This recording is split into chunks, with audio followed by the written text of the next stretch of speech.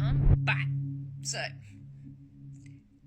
if you hear binging and banging in the background, it's because apparently it's bonfire night this weekend. Who knew? Apparently the bats weren't very impressed because I nearly had one smack me in the face earlier on when had the window open. I thought, I'd watch and listen to the fireworks. Bats! Bats are freaked out, apparently. Anyway, I got this lovely little gidget as a prize, along with sweeties, because we love sweeties, for a work dress-up. I will admit I cheated a tad because I wore the same costume that I wore for the book fair, because I'm that cool.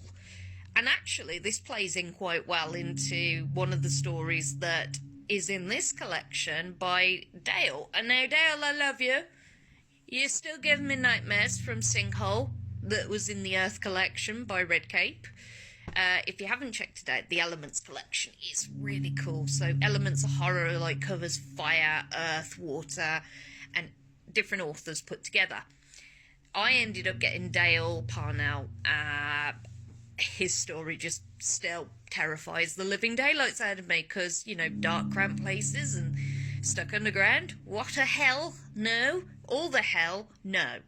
So Dale has a collection that I think needs a bit more love. So you look at the front cover and you think, well, I'm going to tell you the age-old thing of do not judge a book by its cover because this is a banger.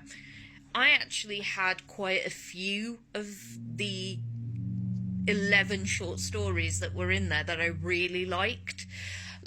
There is one where there's a couple stuck in isolation and things are a little bit rocky. They've been trying to get through the pandemic. They're not allowed outside unless they have a hazmat suit on. Very kind of a more accentuated version. And balloons start appearing in the garden, and they were blue, hence this. And they have notes attached to them, and that's when shit hits the fan. So that starts the collection, so you can only imagine how things went downhill for that couple and how downhill everything else will go for everyone else in the collection, who happens to be a character that Dale has created. I love the fact that, with stories such as, Forbidden Banquet, you don't focus on the end of the world. Meteors coming to Earth, you're all gonna die. Sorry, nothing we can do. The astronauts who were supposed to destroy the meteor just failed. So, yeah, you've got this long and then the Earth explodes in a natural disaster. Last thing I think about would be food, but then he kind of brings this amazing story together of, all these high-class, well-paying people who've worked their entire lives and, built up this reputation, and the world's about to end, so why not have one last banquet where nothing is off the menu? I bloody loved it. It's a brilliant story, and I loved the way that he went from the usual trope of end of the world, everything sucks, this is what's happening while everyone's panicking on their last day. And his way of approaching it was really ingenious. I loved it. Then, of course, you have a couple, Kira and Morgan, who end up getting new neighbours, Verity and Flynn, and they end up getting on with them quite well. However, there is the green-eyed monster that kind of intervenes because Kira wants everything that Verity has. Because, she has the hot boyfriend who's, going somewhere in the future, and they have expensive taste, and they have all these dinner parties, and they have loud sex. I could go on. Either way, she's not happy with her life, so she decides that she's going to take matters into her own hands. It takes a dark turn, let me tell you that.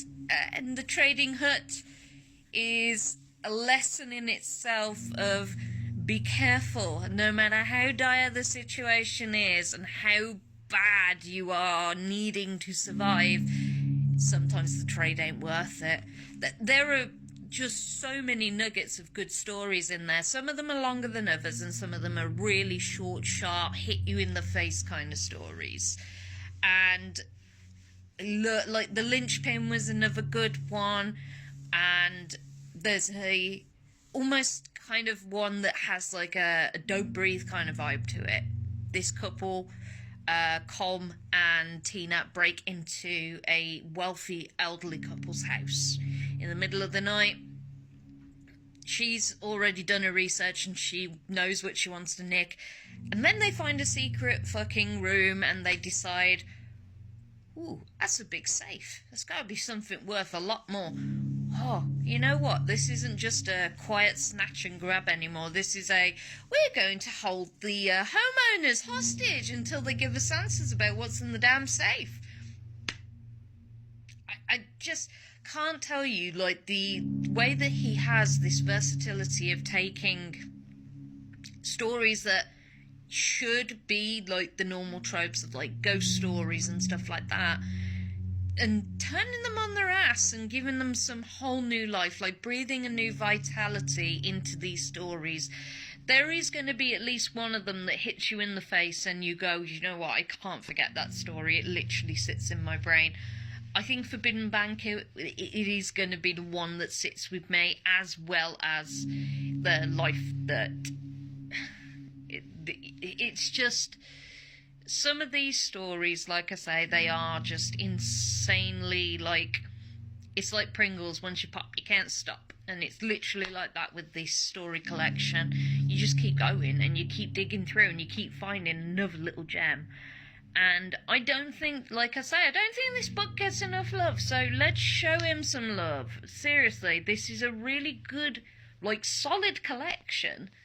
And I very rarely see anything about Dale, so let's show this indie author some love, because, like I say, don't judge a book by its cover. Like, Foundations literally is building blocks of stories that kind of expand, and there are some of them that you sit there and you go, I really want to see more of it. So I'd really like to see a full-blown story and kind of go with it, so I'm going to be checking out more of Dale's work, but I think you should too, because there's some good stuff in there.